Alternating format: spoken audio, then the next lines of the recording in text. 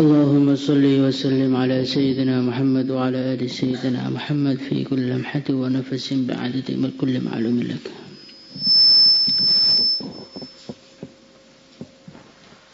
باب النهي عن الإيذاء.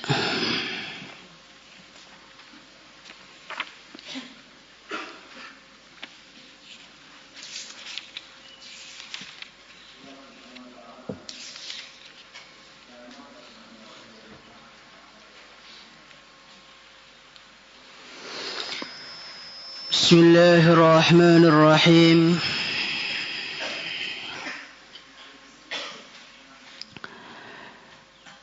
Babun nahyi 'anil idza, bab larangan mengenai menyakiti orang lain.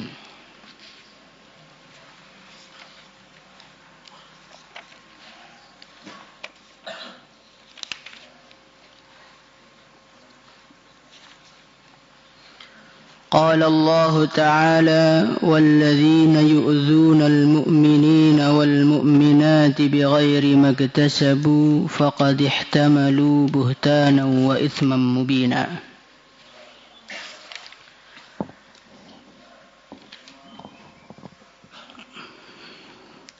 Walladzina, dan orang-orang yu'zuna yang mereka menyakiti al-mu'minina, orang-orang yang beriman, wal mu'minati, dan orang-orang yang beriman perempuan, bighairi maktasabu, tanpa ada kesalahan yang mereka buat, faqad ihtamalu, maka sungguh mereka telah memikul buhtanan, kebohongan, wa itsmam mubina, dan dosa yang sangat jelas. Allahu Akbar. Jadi di sini Allah Subhanahu wa taala menjelaskan kepada kita bahayanya menyakiti orang yang beriman kepada Allah. Menyakiti orang yang beriman kepada Allah, menyakiti hatinya, menyakiti fisiknya, ini merupakan faqad ihtamalu buhtana wa itsman mubina, merupakan satu tindakan yang menjadikan pelakunya akan memikul dosa yang begitu berat nanti di akhirat. Wa an Abdullah bin Amr bin al-As radhiyallahu anhuma qala Rasulullah sallallahu alaihi wasallam, al-muslimu, orang yang Islam yang sebenarnya, man adalah orang salima yang selamat, al-muslimuna, orang-orang Islam yang lain, min lisanihi, dari lisannya, wa yadihi, dan tangannya. Wal muhajiru, orang yang hijrah yang sebenarnya, man adalah orang hajara yang meninggalkan, ma nahallahu anhu, apa yang Allah larang mengenainya. Hadis ini menjelaskan kepada kita bagaimanakah ceritanya orang itu bisa tersakiti. Baginda Nabi Muhammad sallallahu alaihi wasallam, beliau bersabda, al-muslimu man salimal muslimuna min lisanih. Orang Islam yang sebenarnya adalah orang yang orang lain selamat dari pedasnya lidah dia. Yang terjemah bebasnya begitu. Jadi kita ini oleh Allah Subhanahu wa taala dilarang untuk menyakiti orang. Lah alatnya menyakiti itu apa? Di sini disebutkan min lisanih. Alatnya menyakiti orang yang paling menyakitkan itu adalah alat yang bernama daging tanpa tulang. Apa itu namanya? Lisan. Jadi kalau kita ini ingin menyakiti orang, kita tidak perlu menghadirkan pisau. Kita tidak perlu membakar rumahnya. Kita tidak perlu membunuhi anak-anaknya. Enggak perlu. Untuk menyakiti orang itu cukup dengan kita menggunakan jurus paling ampuh. Apa itu? Lidah kita. Maka orang Islam yang sebenarnya adalah orang yang bisa menjaga lidahnya sehingga tidak ada seorang iman pun yang tersakiti oleh lisannya. Maka kita ini oleh Allah Subhanahu wa taala diberi lidah. Ini bagaimana digunakan sebaik-baiknya. Insyaallah ya. Jangan pernah digunakan untuk menyakiti orang. Nah, bagaimana biar lidah kita selamat? Biar lidah kita selamat prinsipnya mengikuti sabdanya Rasulullah sallallahu alaihi wasallam, liyaqul khairan aw liyasmut. Prinsip hidup itu adalah mulut hanya terbuka saat mulut akan mengucapkan kebaikan saja. Kalau dari mulut itu ada tanda-tanda mau mengeluarkan sesuatu yang tidak baik, segera tutup rapat-rapat mulutmu. Ini lisan ini adalah makhluk yang kalau tidak dijaga maka akan banyak hati-hati yang terluka.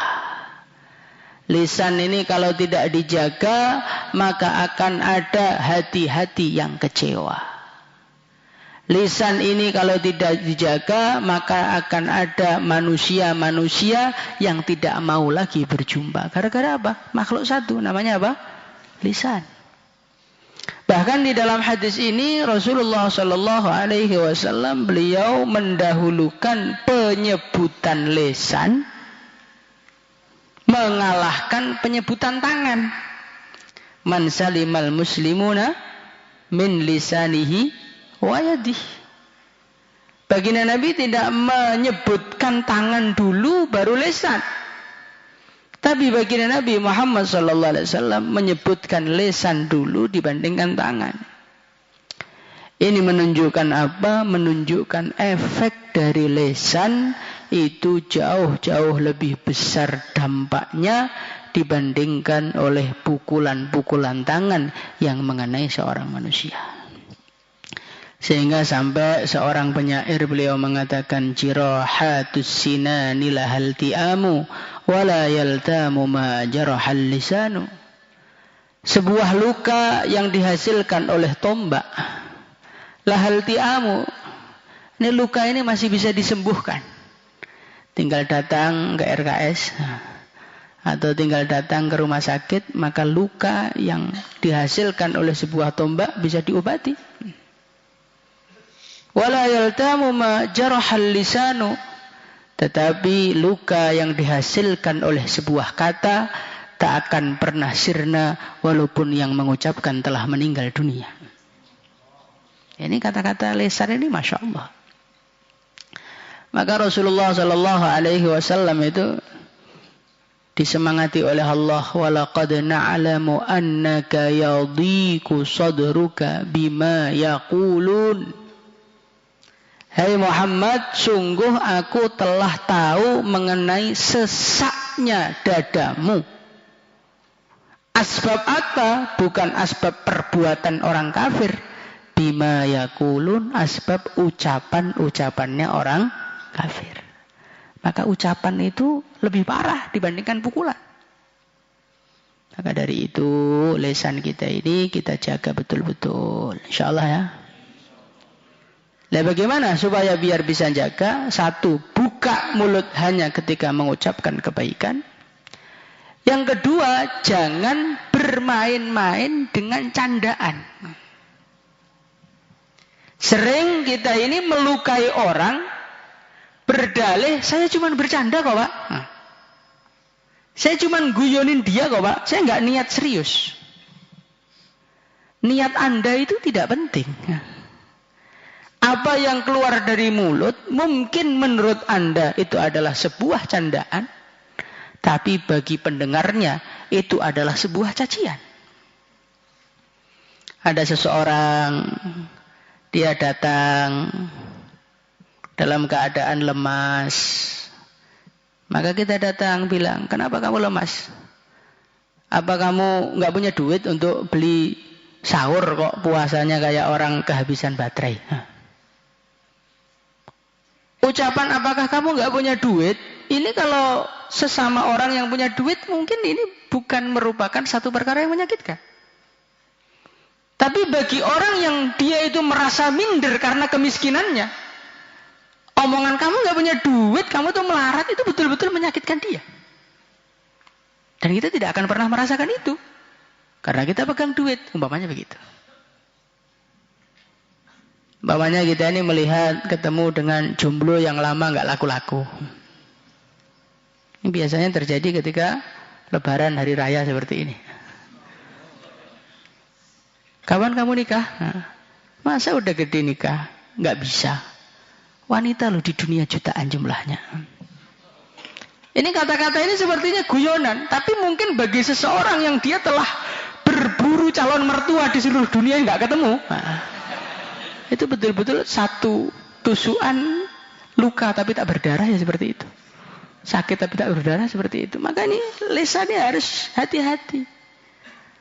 Karena setiap hati manusia itu ketipisannya, perasaannya, sensitifnya beda-beda.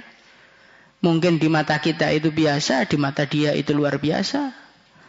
Mungkin di mata kita itu kecil, ternyata di mata dia itu besar. Maka dijaga lisannya, insyaallah ya. Wal muhajiru man hajara ma nahallahu anhu. Orang hijrah yang sebenarnya, muhajir yang sebenarnya itu bukan orang yang berpindah dari satu desa ke desa yang lain, dari Papua pindah ke Temboro, dari Sulawesi pindah ke Temboro, tidak. Wal muhajiru man hajara ma nahallahu anhu. Orang hijrah yang sebenarnya itu adalah orang yang mampu meninggalkan larangan Allah. Artinya bagaimana? Artinya walaupun Anda itu sudah jauh-jauh dari kampung halaman menuju ke kampung yang baik, menuju kampung yang di dalamnya ada suasana agama, yang di dalamnya ada perjuangan agama.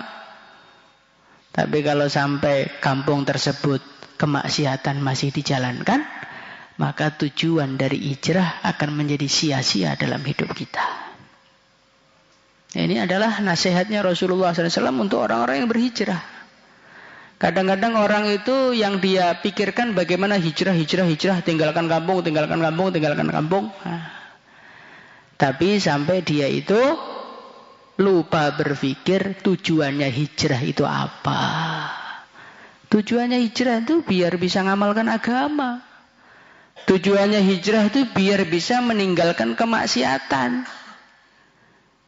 Nah kalau kita ini hijrah dari daerah menuju ke kampung-kampung yang ada kebaikannya, di situ kita mengamalkan kebaikan dan meninggalkan dosa, disitulah kesuksesan hijrah kita. Tapi kalau kita jauh-jauh sampai Temboro, malah bakulan terus, malah cari duit terus, program mahalah nggak pernah ikut, taklim nggak pernah ikut. Maka keberadaan manusia-manusia seperti ini hanya menambah-nambah bebannya orang-orang yang mengamalkan agama saja. Sehingga hakikatnya hijrah tidak dia dapatkan dan keberadaan dia sungguh menjengkelkan dan menyumpekkan. Wa anhu qala Rasulullah sallallahu alaihi wasallam, man ahabba an yuzahzaha 'anil nari wa yudkhalal jannah. Man barang siapa ahabba yang dia senang ayyuzahzaha untuk dijauhkan anin nari dari neraka wa yudkhalal jannah dan dimasukkan surga. Fal ta'tihi maniyatuhu maka hendaknya kematian mendatangi dia wa huwa yu'minu billahi wal yaumil akhir sedangkan dia beriman kepada Allah dan hari akhir. Wal ya'ti dan hendaknya dia mendatangkan ilan nasi kepada manusia alladzi perkara yuhibbu yang dia senang ayyuta ilaihi untuk perkara tersebut didatangkan kepada dia. Masya Allah. Ini Rasulullah Sallallahu Alaihi Wasallam memberikan kepada kita satu nasihat yang sangat-sangat penting. Nasihatnya apa? Beliau bersabda, siapa yang ingin dijauhkan dari neraka, ingin dimasukkan ke dalam surga, pegang dua perkara ini. Apa itu perkaranya? Satu, matilah dalam keadaan iman. Yang kedua, berakhlaklah yang baik. Ini hadis ini sebetulnya hadisnya panjang ini. Di dalam hadis ini sebelum sabda Nabi man arada ayyuzahza 'anil nar, beliau bercerita mengenai carut-marutnya keadaan akhir zaman. Nanti akan ada fitnah begini, fitnah begitu, keadaan goncang begini, goncang begitu. Maka Nabi bersabda, siapa yang ingin masuk surga, selamat dari neraka, hendaknya dia mati dalam keadaan iman. Ini memberikan isyarah kepada kita. Jangan pernah terkesan dengan keadaan dunia. Karena dunia itu seguncang apapun, separah apapun, sedahsyat apapun, seberat apapun, akhirnya kita tinggalkan apa tidak? Kita tinggalkan. Anda itu di dunia mau berapa tahun? Semenderita apapun, paling 60-70 tahun sudah mati. Di depan dunia ini masih ada kehidupan yang lebih menyenangkan, sekaligus lebih mengerikan. Apa itu? Akhirat. Di sana ada tempat paling mengerikan yang kengeriannya nggak bisa dibayangkan. Dan di sana ada tempat yang menyenangkan, yang kesenangannya nggak bisa dibayangkan, saking enaknya. Nah, kadang-kadang kita ini melihat dunia, kegoncangan dunia, penderitaan dunia, mumet dengan isinya dunia sampai lupa menyiapkan masa depan kita. Nanti saya bagaimana? Masa depan saya bagaimana? Nanti laku nikah apa enggak? Bisa makan apa enggak? Ini katanya tahun 2023 mau ada inflasi. Nanti kalau saya enggak punya duit bagaimana? Nanti kalau saya enggak bisa ini bagaimana? Itu enggak penting. Nanti kalau Anda kelaparan, enggak punya duit, lama-lama apa? Lama-lama apa? Mati aja, selesai. Yang lebih ngeri itu setelah mati itu loh. Anda setelah mati itu surga apa neraka? Ini yang harus dipikir. Maka dinasihati oleh Nabi, siapa yang ingin dijauhkan dari neraka, ingin masuk surga, kerjakan dua perkara ini. Mati dalam keadaan iman. Yang kedua, perlakukan manusia dengan perlakuan yang Anda senang diperlakukan seperti itu. Ini nasihat yang sangat sedikit, tapi ini Masya Allah.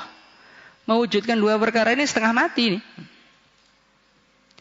Menjadikan iman mancep di dalam hati sampai sakaratul maut, sampai nyawa keluar iman masih ada. Ini bukan pekerjaan ringan. Karena apa? Karena iman ini bisa keluar masuk kapan saja. Gak ada jaminan antum tamat tahasus berarti mati dalam keadaan iman. Belum tentu. Anda sudah wiritan sekali duduk 1 juta kali, mesti mati dalam keadaan iman. Gak ada yang bisa menjamin. Mati dalam keadaan iman itu bukan perkara kecil dan bukan perkara mudah. Apalagi dalam satu riwayat diceritakan oleh Rasulullah SAW, hati seorang manusia itu berada di dalam genggaman Allah. Yuqallibu kaifa yasha, Allah bisa membolak-balikkan kapan saja. Allah kuasa, antum duduk di sini, naudzubillah langsung imannya keluar ganti Kristen bisa. Allah kuasa. Maka dari itu inilah yang harus menjadi risau kita pertama kali, bagaimana mempertahankan iman sampai nyawa berpisah dengan jasad kita. Insyaallah. Bagaimana caranya? Iman itu semakin kuat, maka potensi mati menjadi iman semakin kuat. Iman semakin lemah, maka potensi mati dalam keadaan tidak iman semakin kuat. Kalau orang itu imannya sehat, imannya kuat, maka harapan mati dalam keadaan iman besar. Tapi kalau orang itu imannya lemah, imannya loyo, imannya itu sudah tinggal didorong gitu aja jatuh istilahnya. Maka ini naudzubillah mati dalam keadaan su'ul khotimah itu sangat-sangat dekat dari dia, naudzubillah. Maka usaha biar mati dalam keadaan iman, yang pertama kuatkan iman dulu. Bagaimanakah cara menguatkan iman? Dengan cara kita mengingat Allah. Dengan cara kita mengamalkan agama yang sempurna. Dengan puasa, dengan sholat, dengan mujahadah. Nanti tambah lama, iman itu tambah meningkat, tambah meningkat, tambah meningkat. Yang kedua, tinggalkan dosa. Karena dosa itu tidak melepaskan iman, tapi dosa itu melemahkan iman. Orang itu kalau sehat akan susah kena penyakit. Tapi kalau orang itu nggak sehat, segala penyakit bisa datang kepada dia. Begitu juga orang itu kalau bermaksiat akan datang penyakit dalam imannya. 1. Maksiat lagi penyakit 2. Maksiat lagi penyakit 3. Akhirnya imannya lemah. Nah kalau iman itu lemah, cepat mati imannya. Dikhawatirkan imannya mati duluan sebelum orangnya. Naudzubillah, semoga dijaga oleh Allah. Kemudian yang ketiga, ini yang paling penting, nangis sama Allah, minta. Ya muqallibal qulub, tsabbit qalbi ala dinik. Minta sama Allah. Karena kita ini sekuat apapun, sehebat apapun, kalau Allah itu berkehendak su'ul khotimah, ya tetap su'ul khotimah, naudzubillah. Walaupun kita ini selemah apapun, tapi kalau Allah pengen jaga, ya insya Allah matinya dalam keadaan iman. Maka Ramadan ini sudah semakin akhir. Inilah waktu kita meneteskan air mata, merengek-rengek agar iman yang lemah ini dikuatkan oleh Allah dan agar iman yang ada ini dijaga oleh Allah sampai akhir hayat kita. Kemudian yang kedua, wal ya'ti ilan nas ma yuhibbu ayyuta ilaih. Perlakukan manusia dengan perlakuan yang kalau kamu diperlakukan seperti itu, kamu senang. Kadang-kadang kan kita maunya dihormati, tapi nggak mau menghormati. Maunya dikasih, nggak mau mengasih. Maunya dipuji, nggak mau memuji. Nah, orang seperti ini nih agak susah selamat dari neraka. Karena syaratnya masuk surga ini 2. Fal ta'tihi maniyatuhu wa huwa yu'minu billah. Mati dalam keadaan iman. Yang kedua, akhlaknya baik. Maka kalau kita ini mau memperlakukan orang, dibayangkan dulu. Kira-kira kalau saya digitukan, mau apa enggak? Ini ada orang mau kamu jewer. Bayangkan dulu. Ini kira-kira saya kalau dijewer mau apa enggak? Enggak mau. Ya udah, jangan jewer orang. Ini saya mau mencaci orang. Kira-kira kalau Anda dicaci mau enggak? Enggak mau. Kalau enggak mau, jangan nyaci orang. Ini ada orang duitnya mau saya rampok ini. Ini kira-kira kalau saya dirampok uangnya mau enggak? Enggak mau. Ya udah, jangan ngambil duit orang. Ini akhlak itu simpel aja kok. Perlakukan manusia dengan perlakuan yang Anda senang diperlakukan seperti itu. Nah, kalau kita sudah ngamalkan seperti ini, insya Allah kita enggak akan pernah dolim, Kang. Karena namanya manusia itu asalkan otaknya waras, disakiti enggak mau, dihina enggak mau, direndahkan tidak mau. Maka hal ini praktekkan kepada orang. Jangan merendahkan orang, jangan mencaci orang, dan jangan mengambil haknya orang lain. Sudah, berakhlak sudah kita. Tapi kalau ini nggak pernah kita rasakan, akhirnya kita ini bertindak kepada manusia semena-mena, seenaknya, perasaannya biasa saja. Ternyata orangnya sudah doa jelek semua untuk kita. Karena sudah dizolimi oleh kita. Maka belajar akhlak yang baik, insyaallah ya. Akhlak yang baik itu susah dikerjakan kalau kita sudah jadi orang besar, Kang. Kalau masih kelas 1, kelas 2 itu berakhlak gampang. Mau dolimi siapa antum? Orang masih nggak ada yang takut. Nanti kalau sudah mulai jadi ustadz, sudah mulai jadi orang terpandang, sudah mulai ada orang yang mau disuruh. Lah ini kadang-kadang akhlak itu mulai hilang, kemudian muncullah kezaliman-kezaliman tanpa terasa. Semoga Allah jaga kita semuanya. اللهم صل وسلم على سيدنا محمد وعلى آل سيدنا محمد كما صليت على سيدنا إبراهيم وعلى آل سيدنا في العالمين إنك حميد مجيد.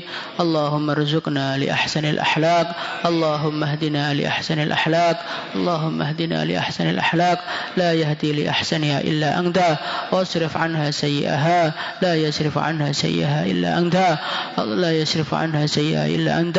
صلى الله وسلم على سيدنا محمد وعلى آله وصحبه أجمعين. الحمد لله رب العالمين.